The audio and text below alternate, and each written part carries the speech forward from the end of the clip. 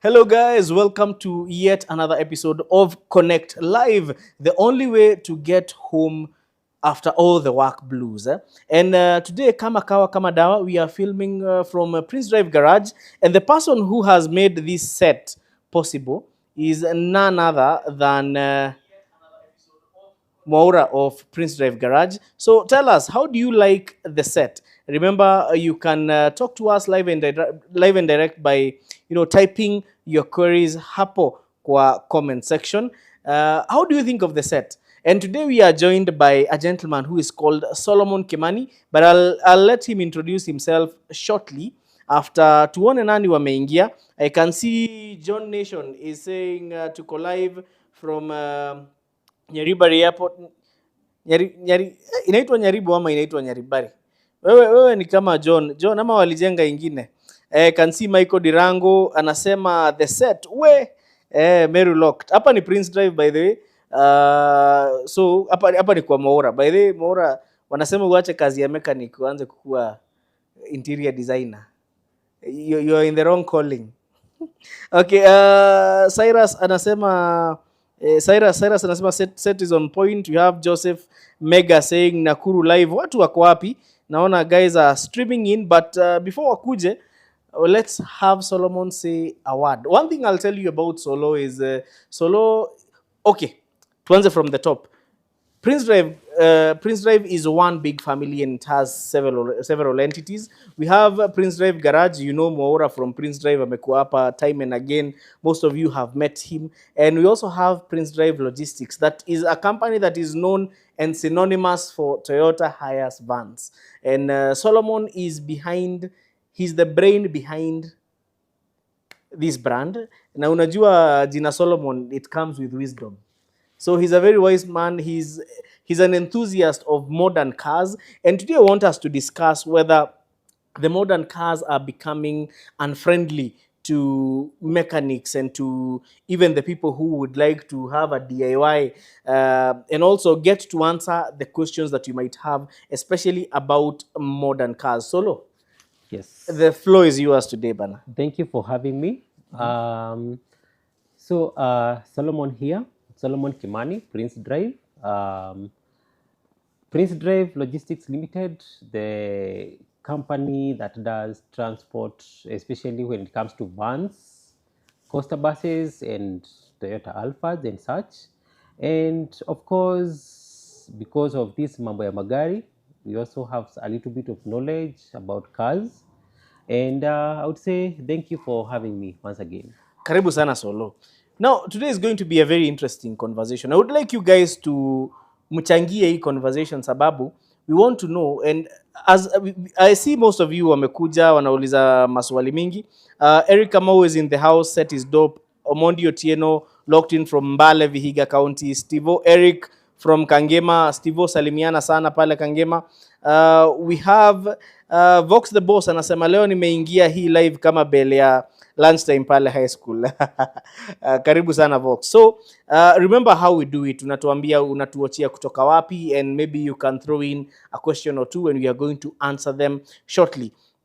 And pia aunties ameingia. Aunties, asante sana aunties for always joining us. Josh Homan, sijamuona hapa, but I hope he will be back soon. So the first question, maybe and maybe to set the pace for this conversation, Bwana Solomon, is tuanze na Matatu.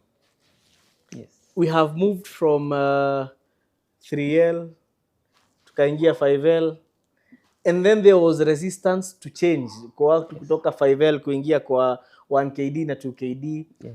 Watu wakasema hizi ni engine za moto, zitasumbua. We saw a time when guys were swapping the 1KD engines wanarudisha 5L.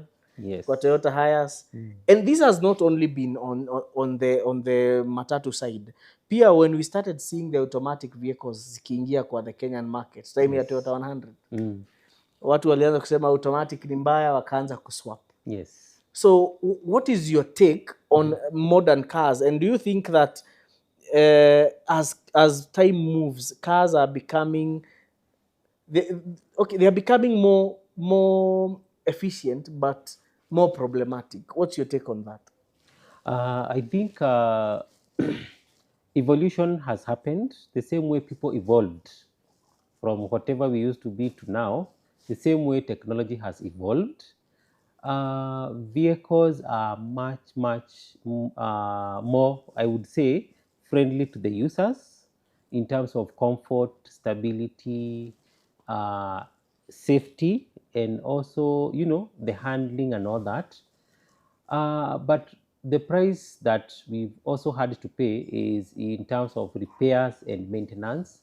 Of course, for example, if you take the Toyota Hiace that you have said, Toyota Hiace has evolved from I think we started from 2L, 3L, 5L, of course, 1KD, 2KD. We are in the 1GD era.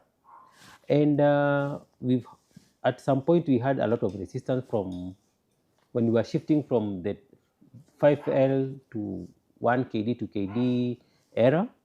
And so many people wanted actually to still retain the old technology. But fast forward many years later, I really don't think there's anyone who can convert their vehicle today from 1KD to 5L, because I think we've already done the learning curve for that. And that applies to a lot of other technologies. For example, today, I don't think there's anyone who can buy a Toyota Premio, remove the engine, and put the carburetor engine. It is not possible.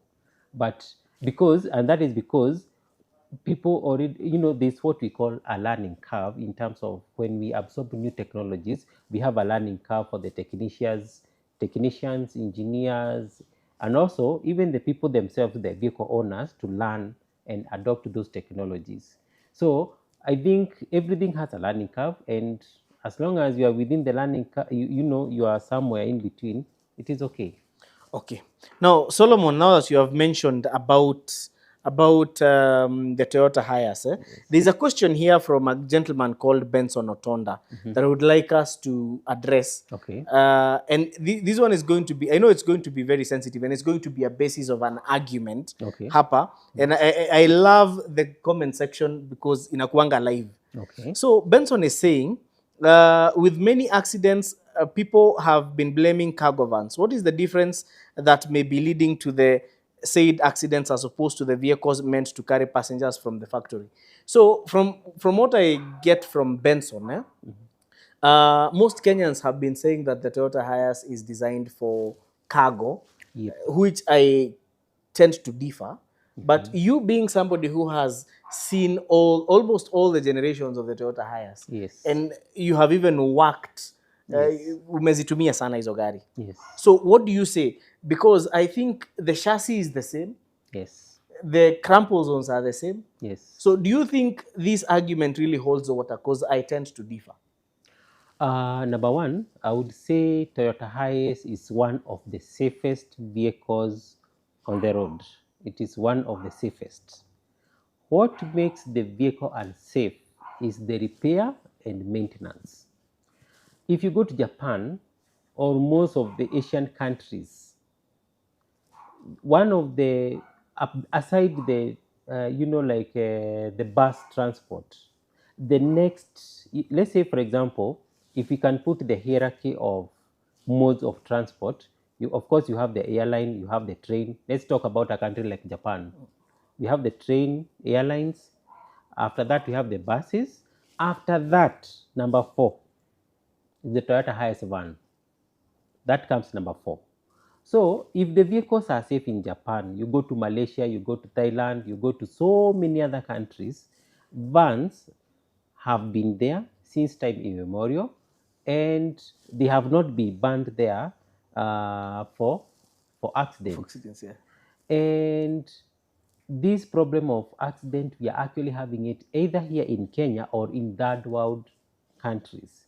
So we might actually need to ask ourselves, what do we do to these vehicles to make them, prone to accidents?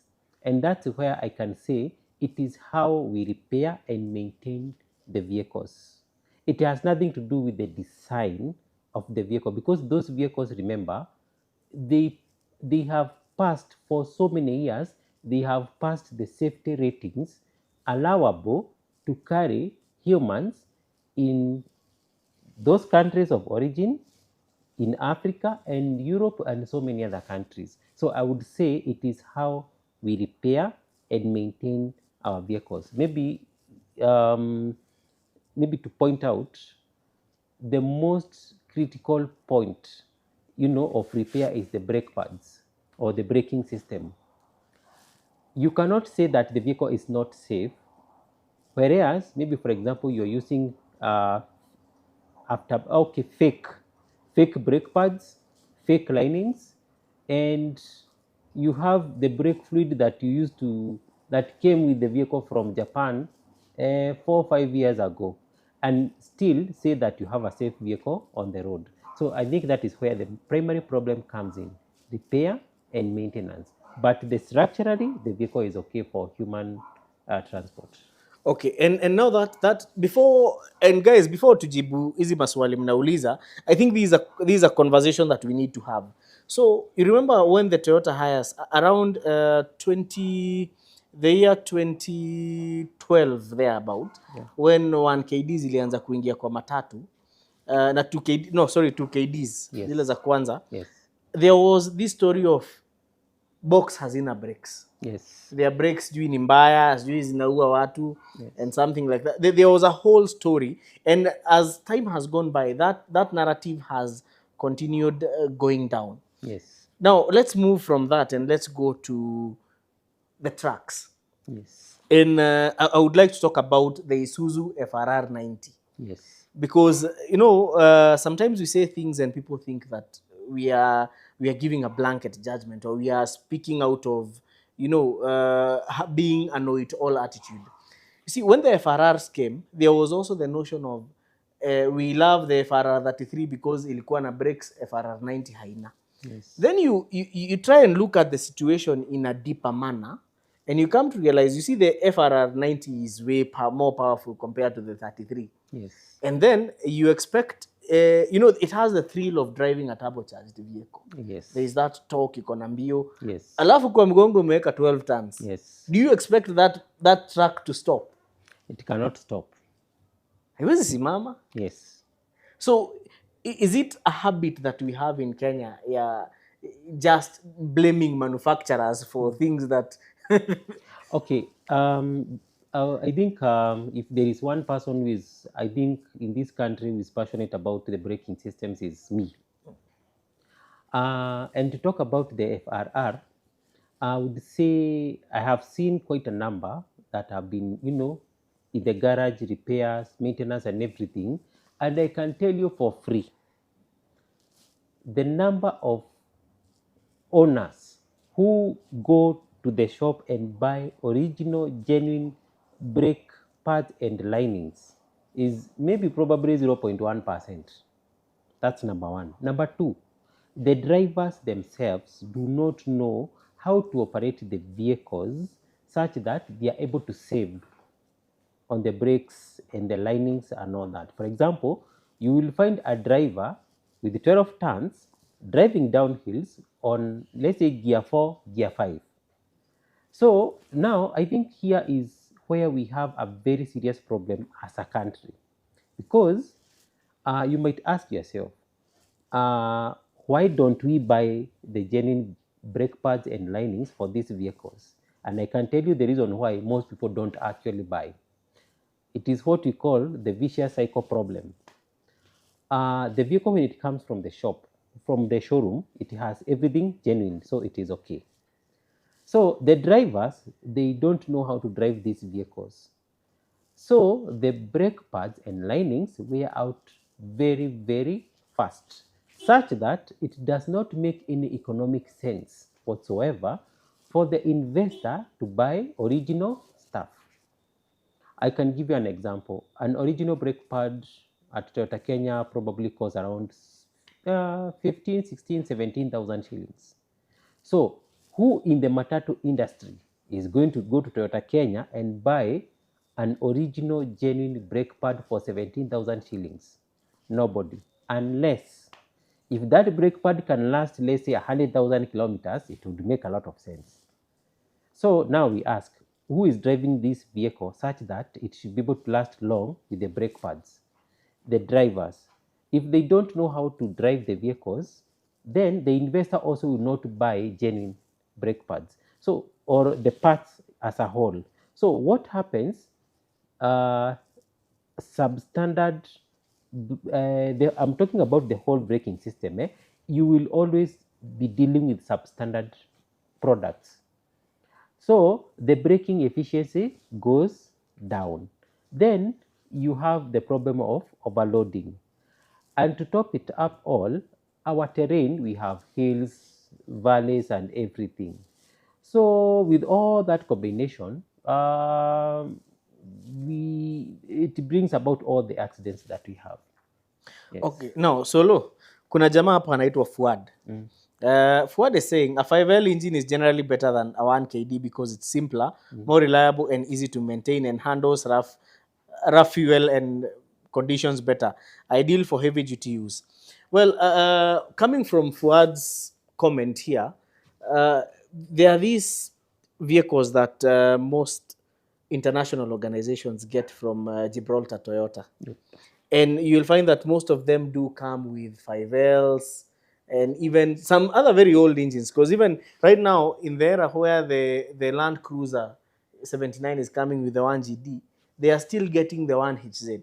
Yes. So, and these are matter of whether, okay, function over form or Yes. form over function. Yes. So, why does that really mean that, irrespective of the efficiency of new engines, that for vehicles that are subjected to extreme use, that the simpler engines are better? I would say you cannot eat your cake and have it when it comes to vehicles and technologies. Simpler technologies like, let's say, the 5L engine or the 3L engine, it is very easy to maintain, but fuel efficiency, not the best. Power output, not the best. Pollution, not the best. So, for example, if you have, even you as a passenger, if you want to go to Rwanda with a vehicle with a 5L engine, in this modern age, you will get tired and you will feel you want a faster moving vehicle, a more silent engine, and a more fuel efficient vehicle. So, in that regard, I think these technologies, there are places where they can be best fitted. For example, if you have a job contract in Turkana, let's use, what do we call these places we use to mine oil? Uko Ngamia 1. Gamia 1, Gamia 2, whatever, those places are extremely remote, and we don't have, like good quality fuel. We don't have technicians over there. So maybe those places also, the usage for speed and all that, they are not that much. So you might find some technologies like the 1HZ, the 3L, 5L engines would actually do better, would be a better deal over there. But people using vehicles on national highways, Nairobi, Mombasa, Nairobi, Kisumu, Kakamega, Busia, though those places you have very good roads, a lot of mechanics, technicians, spare parts, everything is available. There is no need whatsoever to use old technologies in such places.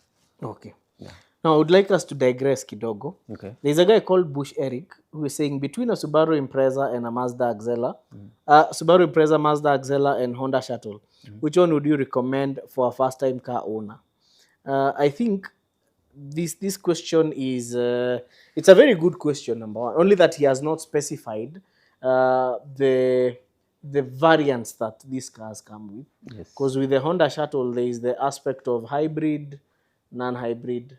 With the Axela, there is the diesel petrol debate. Yes. And now with hii gari ingine Subaru Impreza, we have 1600cc 2-liter. Yes.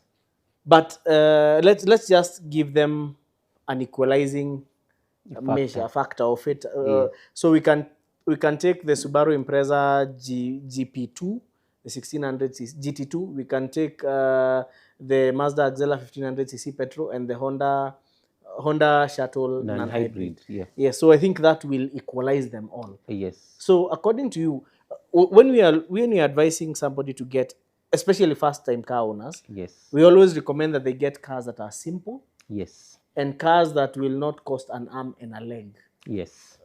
for you to repair, Correct. especially as a first-time car owner. Yes. Because the evolution of a car owner starts from necessity, Yes. then we move forward to start to things like luxury. Yes. Correct. There's the evolution of mobility from you needing to move from point A to point B, Yeah. and then feeling that I need some more speed to move from point A to point B. Yes. I need some more luxury, some more convenience features. Yes. So among these three cars for a first-time car owner, which one would you go for, or which one would you recommend? Okay, there's some factors I would need to consider first. Number one is okay, I don't know whether to call the supporting staff. Yes. Supporting staff, I would say, for example, you have a brother who is a mechanic, but is an expert in Subarus. There's no need to buy a Honda, because your brother or your friend can actually help you to maintain the car that he is so knowledgeable about. For example, if you come to me with a Toyota Hiace, you can be sure, if you're my friend, I can help you to maintain the vehicle much better than, for example, a Porsche. Number two, I think all these vehicles, especially the Subaru and the Mazda Axela, as a first-time car owner, you will be, small accidents, fender benders over here and there. So I would say, I think they are generally more or less the same when it comes to buying, like the headlights, you umebonda a few things hapa kule. You can always have them, more or less the same price range. A headlight for Axela and a headlight for Subaru, not so much different. I would a little bit steer away from the Honda as a first time car owner. Subarus have been here since time immemorial. So I think it is easier and cheaper to fix a Subaru as opposed to a Honda. So I would kind of like pick the Subaru first, then Mazda Axela, then the third one would be the Honda. But again, the support system, or if I have so many friends who have a particular vehicle and they have places where they maintain the vehicles, I would actually tend to put that into consideration when buying my first time car. Okay. No, that is those are some of the factors Solo anasema. And now that we have talked about fender benders, as cars have evolved, Yes, headlights have become very expensive. correct.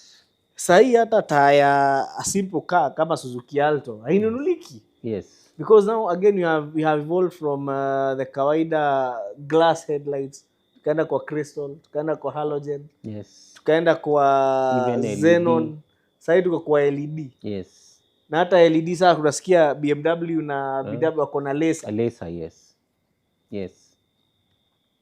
So does it mean that the next generation of car owners will actually have to pay more, even for the 8-year-old cars that we get from Japan? Yes, I think in the future, people will have to pay more. But remember, as we also evolve technologically, the vehicles also become more safer. A good example, the headlight for a Peugeot 504, hiyo ya kitambo, we used to call them what?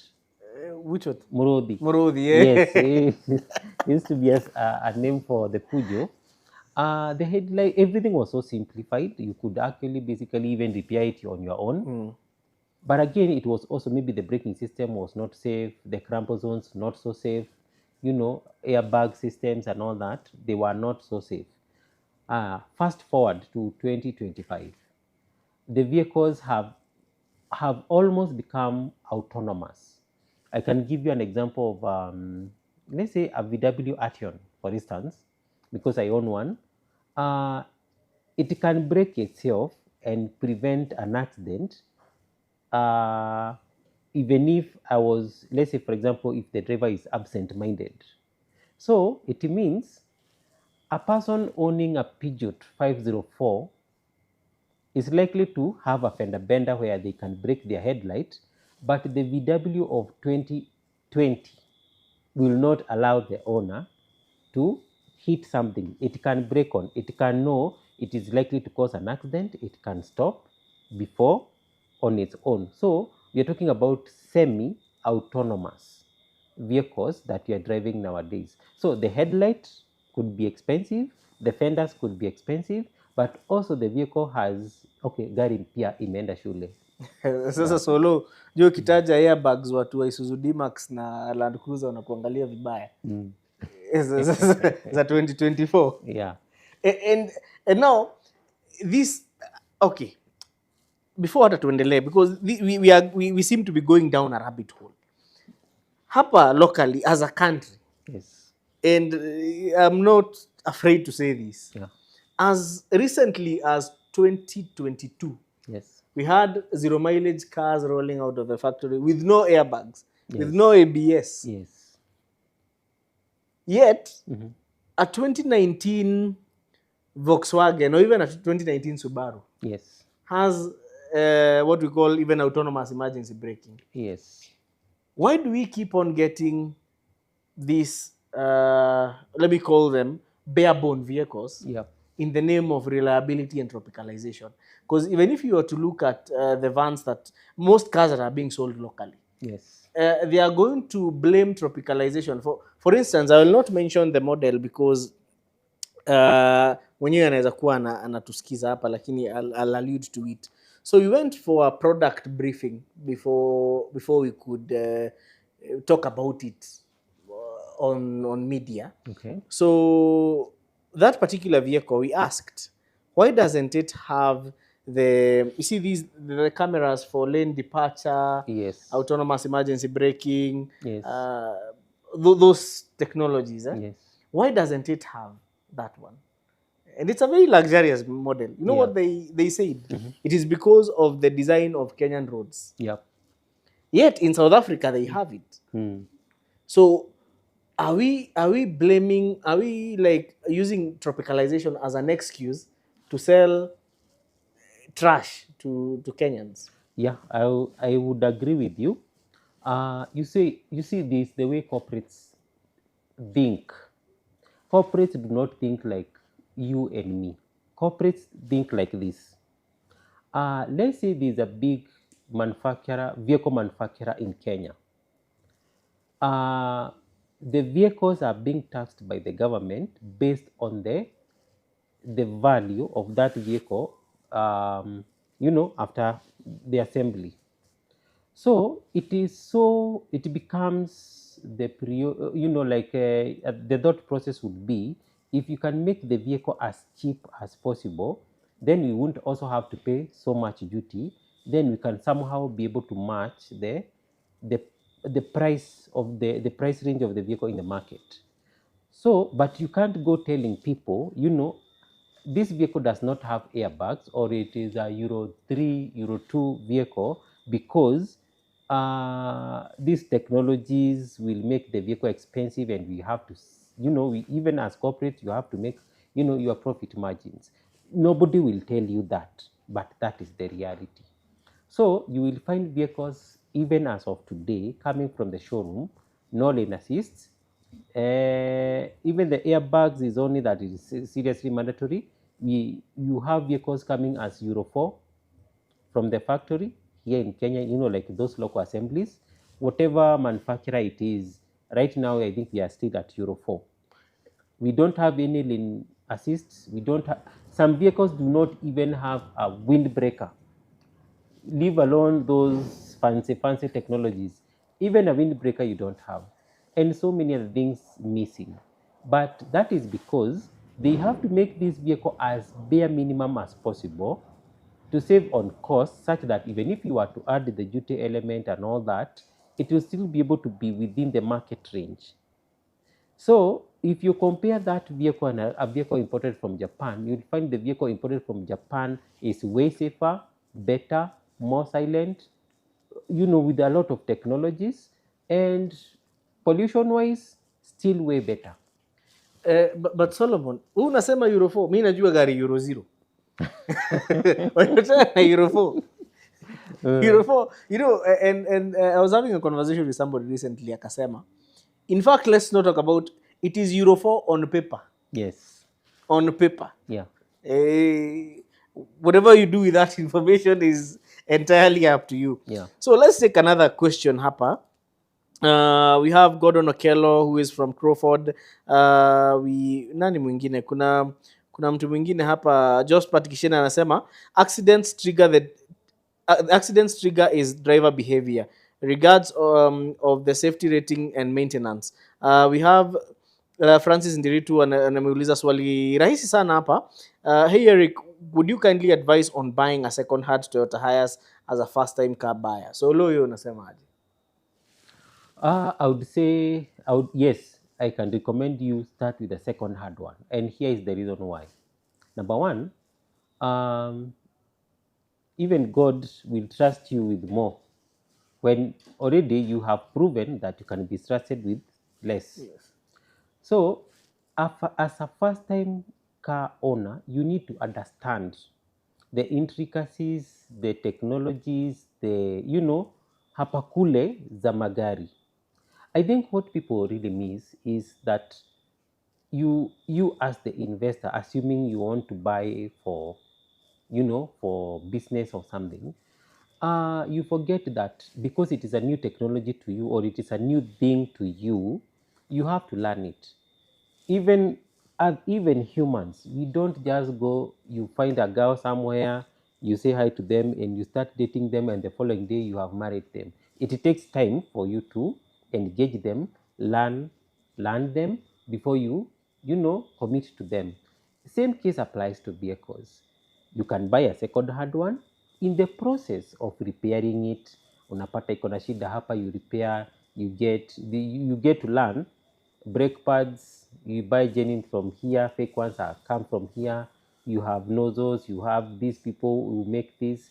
You get to know that these are the best wiring experts, diagnostic experts and all that. So by the time you go to the showroom and put your 10 million shillings on the table, you're very sure that you know inside out about that vehicle. But unfortunately, other people also start the other way around. You buy the car, you start learning, you invest so much on the vehicle, then you start learning about it much later. And here comes the problem. For example, an automatic vehicle.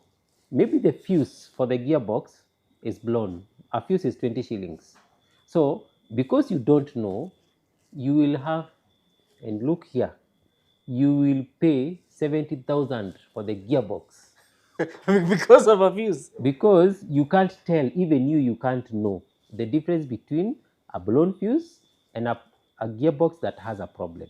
So by the time you realize that, and especially with some garages here and there, they are here to make a living out of you, you will have now, of course, maybe getting a loan. You are not able to service the loan. You have to, spend a lot of time in the garage. So that's when you realize that knowledge is important. And even the Bible says, my people will perish because of lack of knowledge. Yeah. So an old vehicle, you can buy a second hand one, use it for a while, use it as a school. After you have learned about cars, now go to the showroom with the new knowledge and buy a new car and maintain it. And now, Salome, you see, wisdom is, it's good to hear this wisdom come. Sababu, now, if you've talked about starting off with a second hand as a first time car owner, Yeah. there is the elephant in the room. Yes. Would you recommend anyone to start their car ownership journey with a European car as a first time car owner? I would not recommend. Especially because European cars, German cars, and cars from that area, sometimes we find the garages that do repair them, the spare parts sellers, everything is a bit hiked up. So again, it is still okay to start, for example, with a car, a simplified vehicle from Japan, then upgrade to a German, European car. That way, I think it will be much, much better for you. Yes, because I think most people, they tend to chew more than they can bite, to bite more than they can chew Yeah, correct. with European cars. And then the other thing is, you're getting yourself into a European car and you don't even have the confidence to Yes, drive. yes, Sasa hapo shida inakujia hapa. And now let's get to some other questions that are relating hapa. There's a guy called the Multiverse Talk. He's saying, "Hello Eric, what's your view on the Honda Insight 2019, the new generation salon cars? What can you say about it, comparing it to the Mazda Tenza?" One thing I know Solo is a Mazda enthusiast, but there is one thing about this new Honda Insight. It looks really nice. yes, But there's one thing that I feel Honda have been evolving towards. One, they, with a few of their models, they used a DCT for their hybrid cars, yeah, and it ended up being a disaster to some extent, uh, because they wanted to make their hybrids fun to drive. yeah, And I guess there was some changes that have been done on this new Insight. okay, But again, I don't think, well, Honda is good with saving fuel, yes, but Mazda is good with driving thrill yes, correct, and also reliability. yes, So if you were to place the two, my take would be it depends on what kind of person you are. yes, If you correct, value driving thrill, stick to Mazda. yes, correct. If you value, if you're a vegetarian who then you can take the Yes, Honda. yes, yes, yes, yes, yes, yes. Especially for people, let's say, I think when Subaru stopped becoming a Subaru, we were the person who came to replace that gap was the Mazda. So that's why, especially the Mazda diesel vehicles, in whatever range it is, the Demio, the Atenza, the Axela diesel, all those diesel variants, CX5 and everything, they are so good. They are so fun to drive. They have the kick. They have, the twin turbos and all that. They are so good to drive. And I think also because there are so many on the, we have them in quite a huge number. I think after Toyota is Mazda. A lot of garages have come to age. We have gone through the learning curve. Nowadays, generally, you can pop into any garage with a Mazda and have it repaired pretty much well. Honda, on the other end, they are still good cars. I think Honda and reliability, they are in the same statement. Yes. I think that's that we can let's give credit to where it is due. Honda and reliability. I think from time immemorial up to date, I think that's their core principle. So I would still say if you're not so much of a drill guy, and all that, and also I also think also it depends on your personality. Some people, maybe let's say for example, you're a family man, no, don't want so much hype. Honda would be okay. Okay. Very good. So now, let's take another one. There is a guy called Vox the Boss hapa. Anasema, uliza Solo, between a 2-liter Harrier and a 2-liter CX5, which one would he go for and why? Hey, okay, that one is a bit difficult. Um, I would say if they are both petrol, I would take the Harrier because I think if price is not a problem, I would take the Harrier. But I think Harriers are 2.4 liter. The ZSU 60, ZSU 65, ASU 60, and 65 are 2-liter. Okay. But also, I think Vox the boss also needs to clarify on something, because there's a big difference when it comes to which variant. Personally, I think the Harrier would be a good option, because the 2-liter CX5 is mostly the proactive, Yeah. the base trim. Yeah. But I don't think we have a Harrier base trim, especially with the new hii tunaita new shape. Yeah. Zote interior yake ni kali sana. The only problem I have with these Harriers is if you get one with with a 2ZR engine Yeah. and a CVT gearbox, Yes. it is extremely lazy. Yes, I was actually to come to that. Personally, I don't like CVTs. There's no fun in CVT at all. So if the engine was the same as 2-liter, the weight is the same for the two vehicles, and the interiors are more or less the same, performance-wise, I would take the Mazda because of the gearbox. Haya. But sasa, in case he meant the Mazda, not the Mazda, the the Harrier ASU 60. That is where now table stand. Yeah. Because the ASU 60 came with a 6-speed automatic gearbox and a turbocharger Yeah. added to the engine. Yeah, now that's a game changer. Definitely, Harrier would take the day. Because those proactives hazina mbio. Yeah. Hazina mbio at all. They are not thrilling to drive. Yeah. Kuna jamaa hapa anasema, anaitwa Victor Kiplimo, anasema hello Wakabi, the show is very enjoyable, watching from Chepkoilel Eldoret. Niko na Toyota Starlet safi sana, AP91 5-speed, nauza to upgrade. Kindly assist me to announce on this platform. Victor, tutumie picha za hiyo gari kwa namba iko hapo, hiyo 0710. Labda Maura anataka project car, you never know. Maura ni anapenda magari mzee. Okay, then I'm looking, kuna swali imepotea. Shege Van Jogona is saying, hey Eric, tell us more about the Subaru SF5. Is this a car you would recommend? The SF5 was the first Forester. Yes. But what makes the SF5 very different is that it was based on an Impreza. Yes, correct. So I don't know. Personally, I find it looking very good. Yes, it is. But is it a car you would recommend to a person?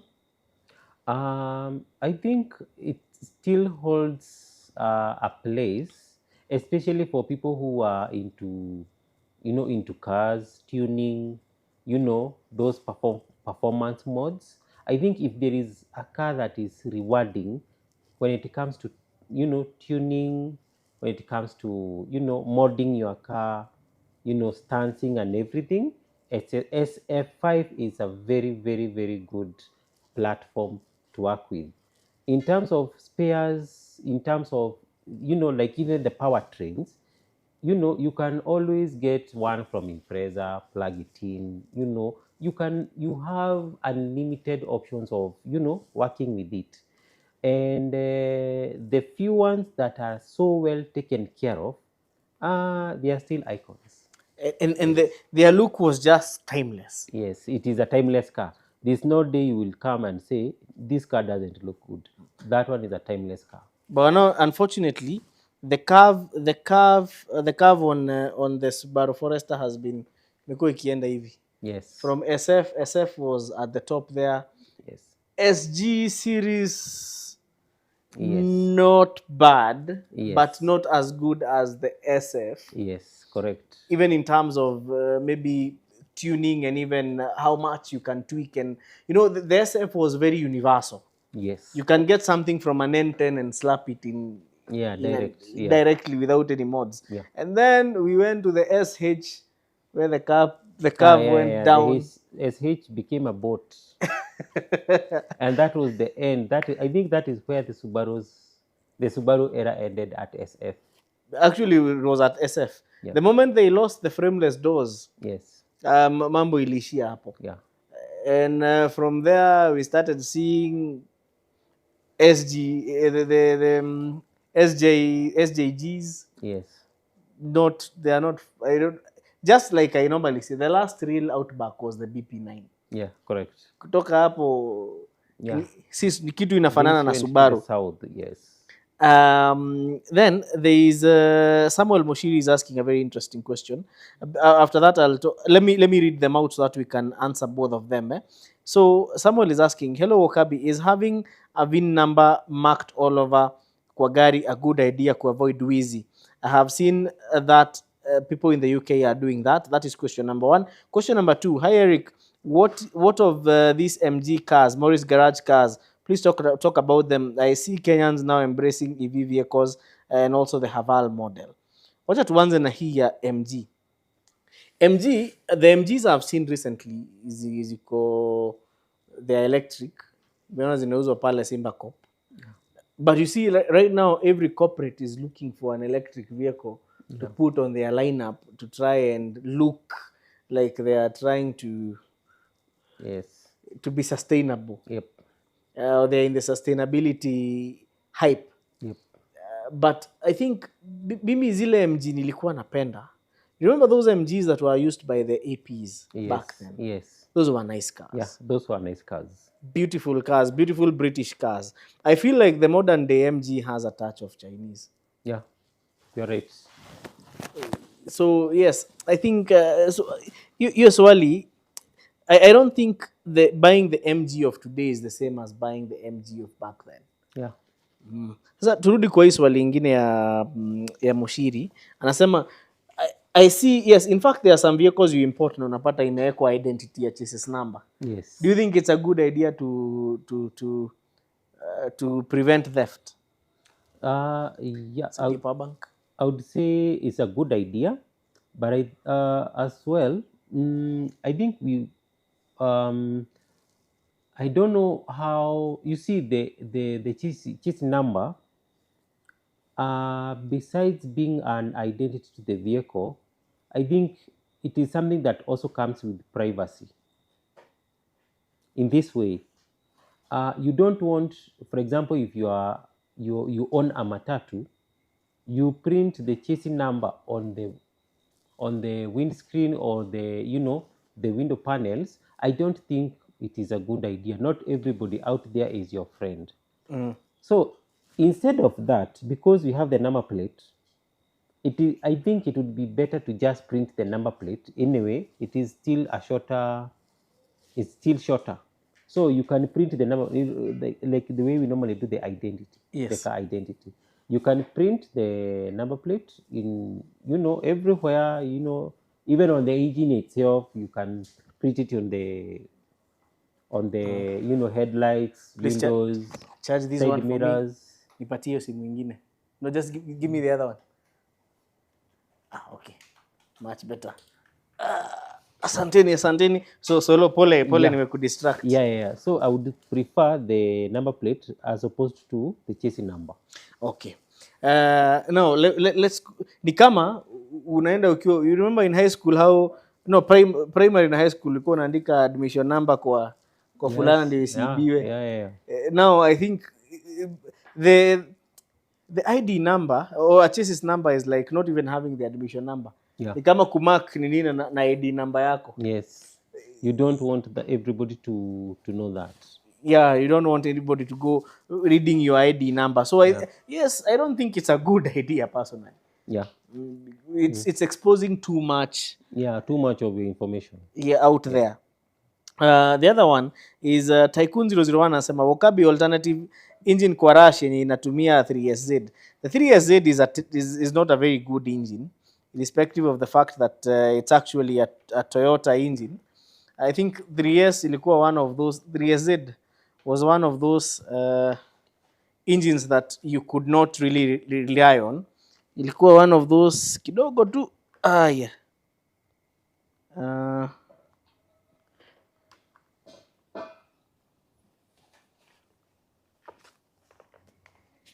kidogo tu. Yes, tumerudi. Nilikuwa power ilikuwa imepotea. So I think the 3SZ was one of those problematic engines yenye Mwaura anachukia hadi wa leo. Anasemanga karibu imvunje mgongo. And then it's a very expensive engine as well, mated to a very bad gearbox as well. Yeah. And most people, and you realize that most of the Toyota Rush zenye zilinunua na watu wazee. Yeah. People who are just moving from point A to point B. Yeah. So they are not likely to get that unreliability aspect of the vehicle. Yeah. And now, Solo, now I know we are getting to what you like.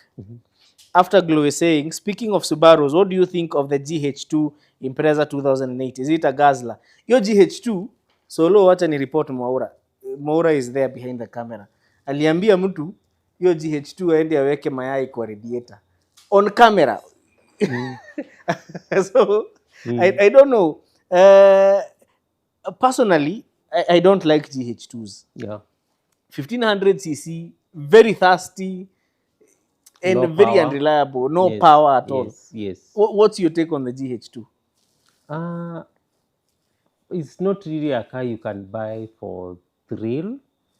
I think it's just a car to move you from point A to point B, which I think quite more other modern vehicles can actually do that in a better way. For example, a modern, let's say a Probox, you know,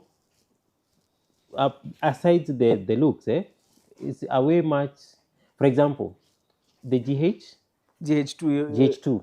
Let's put Mogoka on GH2. It's a 1500cc, right? And a Probox. Mogoka, the same weight. From Meru Maua to Nairobi. Which one do you think will get to Nairobi first? hiyo GH2 unajua Solo watu wanakulanga miraa, kuna kuanga na grades. Sasa ile miraa imelala inaitangwa, nasikia inaitangwa Mora, unakulanga miraa. Nasikianga kuna, and I want to use this example, nasikianga kuna mabati, sijui kuna gani. So ukiweka kwa Probox itafika ikiwa fresh. Yes. Ukiweka kwa GH2 itafika ikiwa mabati. Exactly. Yes. Remember they are the same engine. Same displacement. Same displacement, right? That is. But I think even for Subaru, and you know, for a very long time, most people thought all Subarus are fast. Yeah. Until you meet EJ15, EJ16, EJ18, Yes. EJ20 naturally aspirated. Yes. All Very- those are lazy, very fast lazy engines. cars. Yes. And I always say Solo, sijui kama unakubaliana na mimi. You'd rather have a fast engine yenye iko na mbio. Yep. You know, at least have something. Yeah. Kama haikimbii wacha isikunywe. Yeah. Lakini isikuwe ati inakunywa na haikimbii. Yeah. Very bad combination. Yeah. There is no enjoyment.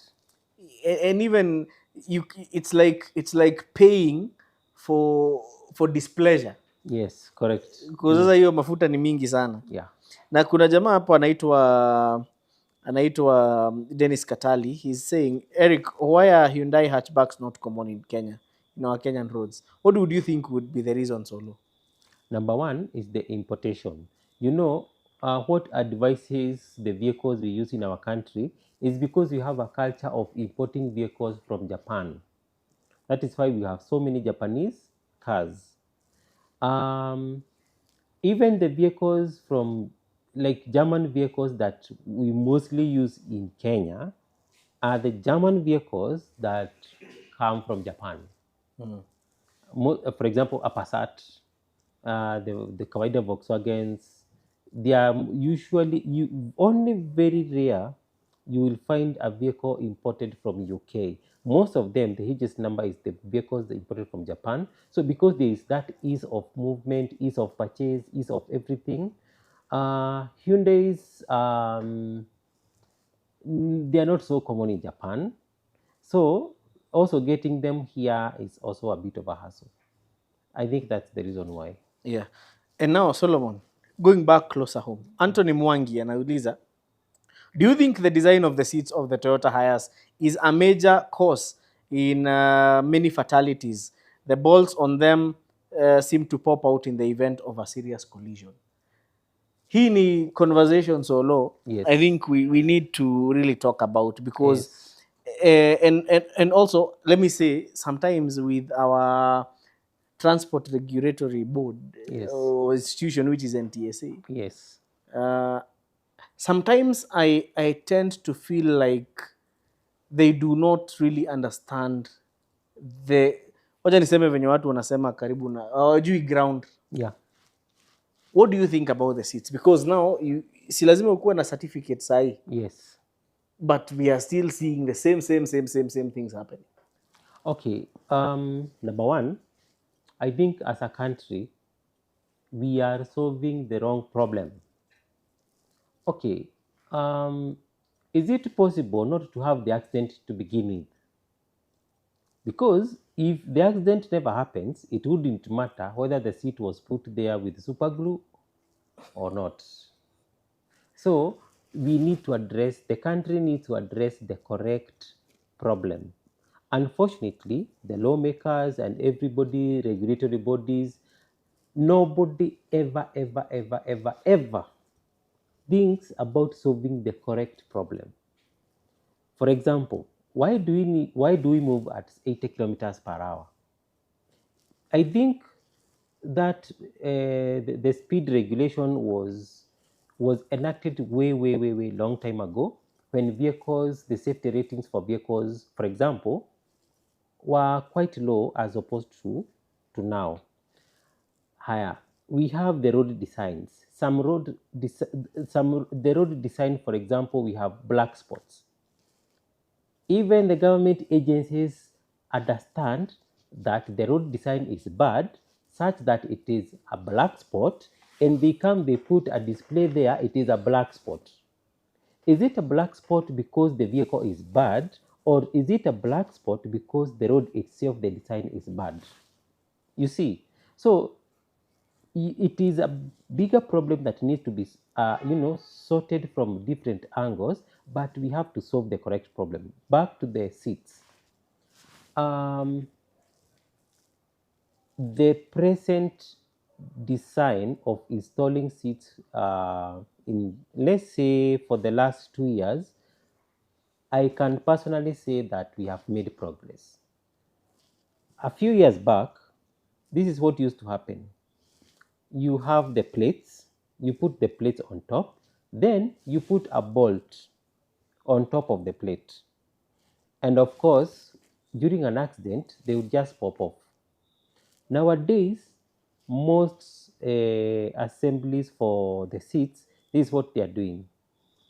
You have the plate, a thick plate, you drill a hole in the plate, you put the bolt from below, then you weld it there, then you weld the plate with its bolts on the chassis of the vehicle. So, of course, then you put the seats. During an accident, hardly, okay, the hardly with those seats come off, hardly. So I think we have made some bit of progress. Yeah, but still we have not yet sorted the problem of how not to have the accident to begin with. Okay. And I think I can share the same sentiments because what we normally do as a country is solving the, instead of treating the wound tunaweka Yes, bandage na kuna yes, infection huko ndani. yes.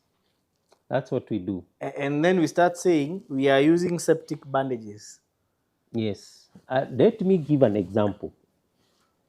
A vehicle without good braking system is a serious risk to this country. But the government cannot decide, for example, to zero rate the duty on brake pads. They would rather tax 100% on brake pads, then nobody is able to afford the brake pads or anything associated with the braking system. Then, when the accidents have happened, then that is when you will create a crackdown on unroadworthy vehicles. And those unroadworthy vehicles, they have to be taken for inspection at NTSA. NTSA. It happens when, like, these companies, like, especially the metropolitan vehicles, if something happens, like maybe, I don't know, Zuri, Metro Trans, whatever. In case one of them has a fatality, what happens? Well, they They, suspend the. they suspend all the vehicles. They take them for inspection. We all know, all of us know what happens at inspection centers. You check the reflectors, You check if the parking are working, the hazards, and the peripherals. I would want to challenge the government or the NTSA to install, for example, a dyno for checking the efficiency of the braking system that failed and caused the accident. Okay? In Japan, they have at the inspection centers machines for testing the efficiency of a braking system. They have systems for measuring the intensity of the light coming from your headlights. They have the one for measuring, for example, the degradation of the brake fluid. They have all those things. Those things are done automatically without human intervention. So if you call me, you ground my vehicle because an accident has happened, you have not checked the quality or the efficiency of my braking system, but you give me the certificate that I have passed because maybe the safety belts are okay, the lights are working, like if you put them on, they are on. All those things, it is okay to check them, but you did not check the actual cause of that accident to begin with. So, inspections in Kenya is just paperwork. Kama wasi wenye hawajaenda inspection nananga unaambia washa taa, washa wiper. Exactly. How is that inspection? How is that inspection? Those are things you can even tell somebody to check when they are on their home on a video call. And get the vehicle to pass the inspection. The most primary, for example, you're a car guy. Let's say, for instance, I block all the other brake lines. I just leave one, Yes. maybe for the rear left wheel. So the vehicle has some form of Yes. brakes. And let's say probably is maybe even a good vehicle from Sifao. So from outside it looks okay. The lights are working and everything. But for sure, 100%, all of us can agree that would be the most unroadworthy vehicle because the three wheels, the brake is not working. Maybe probably the one we are testing for ourselves is only one. It is an unroadworthy vehicle. But from the outlook, it will pass the inspection. And And now that is the elephant in the room that needs to be addressed. the other thing, Solomon, is you find a traffic officer amekusimamisha kitu anaangalia has your driving license expired? Yes. If it has expired, unapelekwa ndani. Yes. And you see, I believe, Solomon, that there are more serious things Yes. than an expired driving license. Yes. Ama kuangalia insurance. You can, and this where I normally say even our seriousness is at a very low level. Yeah. Because you can have an overloading matatu Yeah. go past a roadblock, Yes. but somebody with an expired driving license going to court Yes. to spend a whole day and pay a fine of 500 Kenya shillings. Yes. So where exactly are our priorities when it comes to even our seriousness on safety? Because the other thing is, right now we have so many tires in the market. Yes. Tuko na miguu mingi sana, some of them which are substandard. Yes. So an officer, or even if you take your car for inspection, let's excuse the officers for a moment. They'll inspect the car, they'll see that it has adequate tread depth. Yeah. But maybe that vehicle iko na rim substandard ama iko na tire substandard. Yes. So what kind of capacity building is the government giving to? We are addressing the wrong thing. The moment NTSA wamesimamisha magari, wametoa number plates, Yes. we are bringing back the same vehicles back to our Yes, roads. they are still coming back the same. Let me expound on that, especially for the tires. We have a serious agency called Kenya Bureau of Standards. The Bureau of Standards should be able to tell or should be able to set the minimum standards, for instance, for tires. And because of the seriousness of the tires, in most countries, we have the minimum standards a tire should meet for it to be able to be sold in that country. A good example, and and tires, by the way, they have those ratings. Um, a tire that can sell in Europe or European countries, it has a rating. A tire that can be sold to Asian countries, especially Japan, it has a rating. A tire that can somehow sell in other third world countries, it also has a rating. If you pick a tire at random in Kenya, ship it to Japan, you will be arrested because the standard of tires we have here in Kenya cannot meet the standards of, for example, a country like Japan. Remember, Japan has very good roads. In Kenya, we need tires that are 2 times the standards of a tire in Japan because of our terrain, the potholes, the heat, and the overloading and all that hullabaloo. So we need a tire that is 10 times better than a tire sold Sold in in Japan. Japan. I'm just taking Japan as an example. But what do? We have tires that are 10 times worse. As sometimes we try, sometimes you get a tire, a brand, you put in the vehicles, only to realize after 2 months that those tires cannot work. And maybe you had bought for the whole fleet.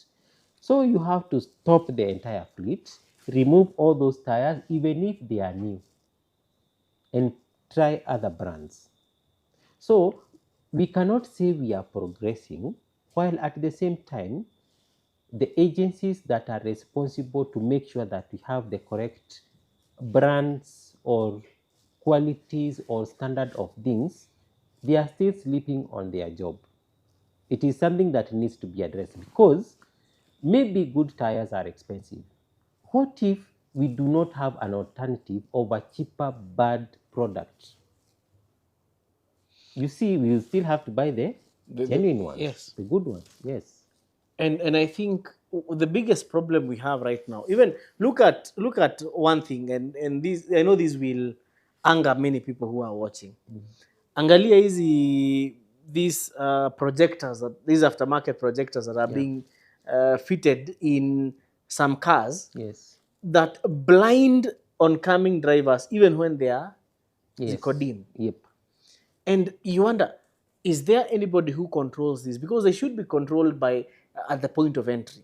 Yes. There are some that are good, Yes. especially for people who want to improve the, the lighting system of their cars. Yes. But I don't think if you are to meet say an Action directly, Yes. or a Touareg, Yeah.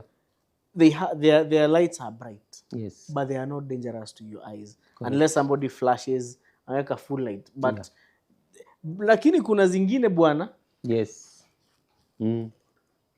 unasikia Maura anasema ati zimewekwa za nduthi. Yeah. Even the Duty guys. Yes.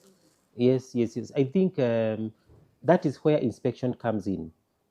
I think if you go to Likoni, there is a light testing uh, thing over there, but I've never seen it being used. Sometimes they use it when they are passing accreditation for body manufacturers.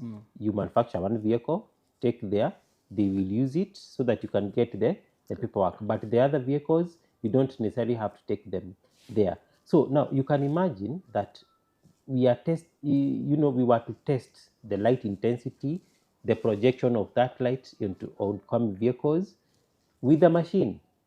That would really work so well for us as a country. How many garages do we have such kind of facilities?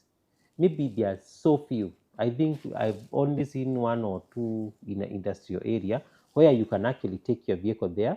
They have those systems that can calibrate your headlighting such that you know the projection up, down, sideways, the intensity and all those things. You can be able to pay and they calibrate for you. So, but I think still is you are still in infancy stages. And then now we have another problem. Uh, the private vehicle owners, you buy a vehicle, you put the darkest tint on your windscreen. Then, because you cannot see outside, you have to put the most powerful, brightest lights to allow you to see. So what is happening is that you are also blinding the people, the oncoming vehicles. And then an accident happens, and then you die. So you are better off just not putting the and mind you, it is only in Kenya. Those things are allowed. Other countries, it is highly illegal, and people don't do that. So very interesting insight, Solo. There's a guy here called Mutua. Anasema vehicle telematics like dashcams should be mandatory for everyone so as to know the causes of accidents and how to prevent them. Very good insight, but I would say I don't think telematics they are important, but you can imagine what kind of servers would we need to have to store all the footage from the telematics from each and every vehicle. Yeah. It would be a data storage nightmare. Yes. I think what we can do is we can have, like you see in Rwanda, they have those road cameras. Yes. After every, you're able to see if you're overtaking on a continuous yellow line, you're over speeding, and all that. So I think telematics should be more into auxiliary cameras. Yes. And now we are in the age of AI and all that. Yes. So what do you think? Okay, telematics do help a lot, but I think as a country we have not yet reached the level of using telematics to really, control move traffic, accident, and all that. Telematics will help in for example, it's like what is the diagnosis. Yes. You can use for example, a footage to tell what happened, but still remember vile tulisema tukianzia show, we want to solve the problem of your accident never to happen. A good example, if there has never been an accident happening in Kenya, we would not be talking about accidents. Nobody would even be caring about telematics. Yes. To begin with. So still remember that we need to lobby such that we solve the problem of somehow not having an accident to begin with. So we don't even want an accident that can be recorded. But telematics do help a lot. Kuna vitu tunaziita deterrent. Ukijua kuna polisi mahali atakusimamisha juu ya overspeeding, you tend to go slower. Ukijua kuna speed camera mahali, utaenda polepole. Ukijua gari zingine ziko na hizo telematics na zinaweza kumulika pia, you tend to be more careful. So telematics can be a good deterrent. Ni kama tu vile unaweka tracker kwa gari, unaweka alarm, they act like deterrents. So I think so many people, quite a number of people actually, have put them on their cars voluntarily for their own personal use. So I think if more people were to adopt that, they would help when accident happen. But at the age of where like all vehicles on the road can upload that data online somewhere for the government to track, we are still quite far away from that. Okay. Now, Solo, kuna watu hapa wanauliza maswali. Ni kama wanajaribu kuanza vita. Unajua Maura anaogopanga hizi vitu sana. But Solo kama ako hapa, wacha tuone Solo anasema nini. There's a guy called Philip Gumba. Anasema tuweke 0W ama 5W kwa hybrid. Hybrid 1.5 Toyota from Japan. The engine is usually running cooler due to going into EV mode. Somebody said that hata Land Rover Disco inafaa 0W30 hata kwa kifuniko pale pa oil imeandikwa. And this 0W30, 0W20 debate has been going on because you see the modern Subarus right now, at where you have the that cork ya kufunga Oil. oil. Yeah, most Subarus zinakuja 0W20. Yes. So do you think, and most people argue that since we are a hotter climate, Yep. the 0W20 is going to be too thin for the engines that we are for running those engines here. Yeah. Yeah. Now, from a perspective of physics, Yes. and now in contrast to the reality on the ground, Yes. what do you think? Should you go by the manufacturer recommended oil viscosity, Yes. or should we assume? I would say um, the operating conditions for an engine after it has started is more or less the same, irrespective of where the vehicle is operating. It's like a human being. If you are born in Japan or you are born in Kenya, the body temperature is 36.5. Yes. Yes. Remember, that engine you're talking about, once it has started and it has reached the operating temperature of, let's say, 90 degrees, it will stay at 90 degrees, whether in Kenya, Japan, China, America, even if you go to Mars, it will still be operating at 90 degrees. So, um, let's take an example of Nissan Note e-Power. E-power, yes. That engine is always going off, then cranking at once and running. So remember, those instances where the engine is off, then coming to on, there are so many. Remember, your oil is at the oil pan. So anytime the engine cranks and charges the battery, it is cranking from zero at once. So you need oil that is going to flush to the entire engine as fast as possible. So that is the reason why 0W20 is very, very, very much recommended to hybrid vehicles, especially the ones, especially Nissan. I would say especially Nissans. And again, to add some weight to it, if you have a friend or you own a Nissan Note e-Power or any e-Power version vehicle, in the morning when it cranks so hard that you even feel sorry for the engine. So if you have a 10W whatever, that engine at some point it has to struggle to pump the oil, especially the first time, especially in the morning. But even during the operations, for example, if you're driving towards Roysambu, the engine will start, shut off, drive for let's say 500 meters, start again. So by the time it is starting, remember the oil pump is not working. So it will pump afresh. Yeah. And the operating temperature, I think we need to understand this. The operating temperature for the engine, once it has started and it is already moving, it is not any different. So we cannot say we are in Africa. Here, climate, the temperature is a bit higher than in snow countries. No. When the engine is operating, the operating temperature is the same. Remember that. I think that's a very good insight, especially because people don't seem to really understand the concept of optimum operating temperature. Ni kama wale Yes. watu wa kutoa thermostat. Yes. And you see mtu anakuambia because we are in tropical environments you don't need a thermostat, and they Yes. forget that there is something called a cold start. Yes. Whether it's we are in Spain, we are in Somalia, or Yes. tuko hapa, Yes. the engine has to be cold at some, it's trying to argue with thermodynamics. Yes. You see, that's something you cannot argue with. Yes.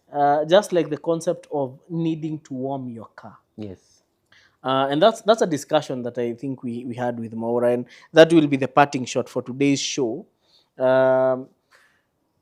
For modern vehicles, do you think, with the older vehicles that had cast iron blocks, Yep. you needed to warm the vehicle Yes. because also the oil was thick, Yes. so it needed time for it to circulate around, so that you cannot have oil starvation at the at the top part of the engine. Yes. Again, because the oil pumps back then Yes. they were not as efficient as the oil pumps we have Yeah. today. Yeah. Do you think it still makes sense to warm your car in the morning and yes, especially before you start the vehicle? I would say with the modern technology that we have today, as of 2025, there is no need. Remember, it is not only vehicles that have gone to school, even the oils. Hata oils zimeenda shule kabisa. For example, let me take an example of petrol engine oil. The standard, the highest standard we have at the moment is SP. We have, of course, if you know about the oils, leave alone the viscosity. We have the standards SL, SM, SN, SN plus. Then we have SP. I think that is the highest standard of oil you can buy from the shop. SP standard. SP oils are so highly refined and they are so good at what they do, such that they can lubricate the engine very fast, and when the engine is cold, they don't lose viscosity. When the engine is too hot, they also don't lose viscosity. So from that angle, you're still able to use your vehicle, crank it. I think what I normally say as the rule of thumb, crank the engine. Check something like, the radio, you want to put some music, or you just take around the vehicle. That is enough. You can start moving, and provided you don't, over rev as you start from the word go. But of course, if you are also moving from your, let's say, your estate, going to join the main highways, of course, you're not revving like like a racing Subaru. Hardly will people do that. So that slow movement like that will save you a lot of fuel, because remember, the vehicle is over fueling as of that time. So I think that works. You don't have to start your engine and run it for 5 minutes to warm it up. The engine manufacturing is so refined, the material science is so refined. The For example, even the turbos, the materials used to make the turbos, the design and everything, they are so refined such that you don't need to do that. And the same case applies, especially for people switching off the engines. Shut it off.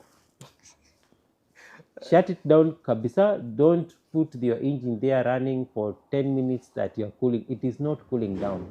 Na watu wanaendesha for D56. Yeah, okay, you can give it a minute, but these other vehicles, yeah, Okay, as we wrap up, I want to ask you a very technical question. yeah, When you're driving to Mombasa, and it's something I would like everyone watching to observe. okay, I want to, and it's good. Allow me to use two companies, okay, two bus companies. Kuna bus company inaitwa Mashpoa okay, na kuna the rest. okay, Also, I think I've also seen Easy Coach do that. So mostly for Easy Coach not hizo ni upcountry. yeah, Mashpoa ni upcountry na kwenda Mombasa. yeah, While the passengers are relieving themselves at Narok or Mtito Mutito, Andei, yeah, you'll find that other bus companies will leave their vehicles running yes, na pia watu wa shuttle. yep, But ukienda pale kwa Mash, basi ikisimama inazimwa. yes, Same to Easy Coach. yes, And this has been, I think, a debate yes, of what should be done. yes, So, you see, we are looking at modern day engines like Scania DC13s, very complex and yes, very, engines that we can say are drenched in technology. yes. So, do you think it's necessary to leave those buses running, or should we go the Mash Easy Coach direction of save fuel, shut the Yes. vehicle down? Definitely, you are supposed to shut it down. In fact, they should employ people there to whip those people whose engines are running. Because, number one, remember that vehicle manufacturers have international standards to meet. And one of the standards is that the vehicle should be able to save on fuel, environment, pollution, and all that without really so much of your intervention. Imagine this case. You are given a license to manufacture vehicles and you can manufacture 10 million vehicles per year. And each of those vehicles must run 10 minutes anytime you stop somewhere before you shut it down. 10 minutes multiplied by 10 million vehicles multiplied by the lifespan of those vehicles, that is like so much fuel wasted, so much pollution, so much of everything. So the vehicles are made and technologies are there, and the computers can manage all those things you are trying to do. They can manage way better than yourself. So fika pale Motito, before mguu imalize kusimama, zima gari, hakuna kitu itafanyika. The the way the engine is designed, the movement of the oil, the movement of the coolant is still moving. Eh? Kuna kitu tunaita thermodynamics. Yes. Places where coolant is a bit colder, other places is a bit hotter, it is still continuous moving even when the engine is off. And that is why you find people, they switch off, others they don't, and everybody is still able to start their vehicle and they go to their safari. Remember, we have something called the optimal operating temperature. If you leave your vehicle running the whole day and another person switches off, the one who left the vehicle running, ukisikiza vizuri utakaka unasikia imefungulia fan. Yeah. So it is not cooling down because it is in idling mode. It was actually probably even colder when you were moving because it was moving through the air was still moving through the engine. So when you stop, there's not that ambient air.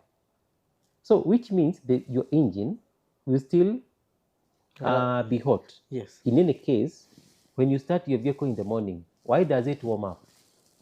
And it is not moving. You see?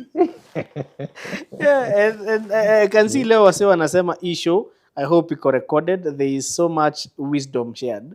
Yes, even after the live, the video is still on YouTube, so you can also rewatch it. But sasa kuna mtu anasema ati we need another session to talk about turbos. Okay. That is, and I think that one we'll also need that gentleman behind the camera. Tusikie tu maoni. It's good to have the protagonists and the antagonists, and because it gives us those even the refined knowledge that we might need. But sasa kuna swali ya mwisho kabisa. Hii ni ya mwisho cha ukweli. Dio Suspensions Garage anauliza Eric and Solomon, tampering with the manufacturer standards. Is it illegal and risky to install modified bull bars or even tensioning any car's suspension, be a source of accident? Advice needed. So one thing I'll want to tell Dio Suspensions is that, do you know that bull bars in the European Union are actually illegal? Yes. Bull bars are, in fact, you see these wazungus who put bull bars hapa kwetu. Yeah. Hawezi weka gari kwao. I think the only countries where they have where bull bars are allowed, I think Asian countries, Yes. and they have regulations on bull bars, by the way. Yes. And Australia, of which they also have regulation on bull bars like airbags, and also they can't be welded; they need to be bolted on. Yes. And mostly this is because of pedestrian safety. Yes. And that is why if you are to look at post 2018 Subarus, ziko na hadi airbag hapa kwa wiper panel. Yeah. And that airbag is not for the people inside. Yeah. It's for the people outside. So if you hit somebody with some of these Subarus, they'll actually deploy an airbag. Yeah, so by the time they are falling on the windscreen, there is an airbag. There is an airbag. Yeah. So I think in Kenya we don't have any regulation. The regulation we have on bull bars is that you should not put a bull bar on a PSV. Yeah. But do you think it goes against the manufacturer standard? Because again, we have seen most manufacturers modify their vehicles for like special uses, because there are places where a vehicle will need a bull bar, maybe to attach a winch or any other thing. But do you think that even these are things like stiffening suspensions and all that. Do you think they Yes. contribute to Yeah. Okay. I think bulbas, bulbas, of course, add weight, and the crumple zones are no longer there. And when you hit on someone or something, it tends to get damaged much more easily. So your bulba is a serious risk to other people, while at the same time it might not be the best to protect you. It might protect the car, because you see what happens in the case of an accident is what we call momentum. So your vehicle needs to absorb that energy by crumbling crumpling? or Yes. bending, so that it saves you while you are inside the vehicle. So if it doesn't crumble, so it does not protect you. That is what normally happens. But that is much of a lesser problem. The biggest problem lies in the suspension. Remember, especially for Toyota Hiace, let us go back to the Toyota Hiace. Toyota Hiace and most commercial vehicles, they have something we call load sensors. The load sensors, they sense the amount of load on the rear axle. That sensor sends a signal to the braking system to tell it, huyu jamaa amebeba. Amebeba, So put more braking force to the rear wheels. So when you interfere with the suspension system, maybe you in Kenya, that is why the braking system is synonymous to Kenya, because hiyo umanyanga ya kuinua juu, it is not in other countries, it is only in Kenya. That is why the braking problem is a Kenyan problem. Other countries, they do the opposite of what we do. They stance their vehicles lower. Low. You watch YouTube for Malaysia, Thailand, Jamaica, Jamaica. many countries, even in South Africa, you will find they tend to lower their vehicles. And funny Here, thing, even yeah, in South Africa, even they call their matatus taxis. yes, Unapata imekula stance. imekula stance chini kabisa. In Kenya, it is the opposite. We tend to kupiga umanyanga, unainua juu. So what happens is the load sensor now is sensing that you have no load. So it will not put enough braking force to your rear axle. So you put more strain on the front braking system, of which those brakes you bought for 1,000 shillings. Ama zile Okay? za inaitangwa? Yes, hizi za kubonda nona. Za kubonde. You don't have good brakes to begin with, then you have put so much load because huko nyuma haishiki. So it should be illegal to tamper with the braking system, to tamper with the suspension system. In other countries, they know you can do that. What they do, they tell you, anytime you interfere with the height of the vehicle, you are supposed to take it for brakes calibration at an authorized dealer or garage. For example, there are some people who come to this garage because they have tampered with their suspension system. They come and say, sisi tunataka kwenda kichakani, we won't have raised our vehicle by a few inches. Can you calibrate the braking system so that it can understand that we change the suspension system? That is exactly what you are supposed to do, and that is what is supposed to be taught to people. So it is okay to do the mods, but remember there is a lot of science you are interfering with. It is only good that you have somebody who understands the implication of your mod to the vehicle. Even, okay, the Subaru guys, they do performance mods, bigger turbos, but they still go back to the garage to upgrade their braking systems. Only in Kenya, you want to carry more load without so you are upgrading your suspension system to carry more load. Okay, so who told you that that more load doesn't need better braking system? So it would have been wiser to start with the braking system. You tell the garage, I want to carry more load, can you improve my braking system? Yeah, so that should be the idea. But to answer that question, Once you interfere with the height of the vehicle, the suspension system, you are actually supposed to go back to the garage and tell them to calibrate the braking system to adapt to the new suspension. Yeah. The other thing, just a parting shot, is to also add on to that, that if you look at these developed countries like even Australia, their bull bars are made of some composite materials that makes them lighter. Yes. Because once you put hizi tunaweka hapa locally, Yeah. it changes even the braking dynamics of the vehicle, Yes. because we have so much weight at the front. Yes. And if you observe keenly, you'll notice that most vehicles with Juakali bull bars tend to stance at the front. Yes. And Correct. so even when you brake, you can easily make that vehicle very tail happy, because all the pressure is at the front. Yes. The suspension at the front also faces Yes. greater wear because of that added weight. Yep. You actually lose the balance of the frame. Yeah. Correct. And also Juakali bull bars don't have, for those developed countries, they have bull bars that can sense an impact and deploy the airbags. Yeah. So hapo ukiwekewa jua kali, uko na gari iko na 6 airbags, lakini ukilima kitu Hakuna itatoka. hakuna itatoka. Yeah. And now there's something you talked about, impact and momentum. Yeah. So there is also this group of people who say that gari za kitambo zilikuwa mzuri sababu zilikuwa ngumu. What they forget is that the harder the vehicle is, ikigonga kitu, all that shock is going to be transferred directly to you. Yes.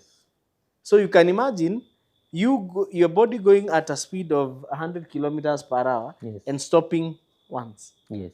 Hata 100 mingi, hata 80. Yes. It can do a lot of harm to you. Yeah. So I think Solo, that has been a very good discussion for today. Yeah. Asante sana for hosting us. Kuna mtu ameuliza na gari za miraa. Hizo kwanza nizo badly affected sababu inakaa hivi na iko na bull bar mbele. Yeah. Ndio maana zinashinda zikichomwa na watu wa pikipiki. So some of the suggestions, Solomon, here is that people are saying we should do an episode about turbos. Na pia hiyo nafikiria hiyo tutahitaji kuwa watatu. Yep. We might need Maura on set as well. Yep. And also I think we need to talk about the modern day diesel engine. Yep. So guys, be next Wednesday we can try plan up something. Na hapa tunafilmia ni Prince Drive Garage, and we are happy that now you have part of the wisdom from Solomon. Naona hiyo jina haija disappoint bana. He's a real Solomon. So I wish you guys a good night, and thank you so much for joining us for this episode of the Wednesday Drive of Konnekt Live. So have a good night and see you next Wednesday.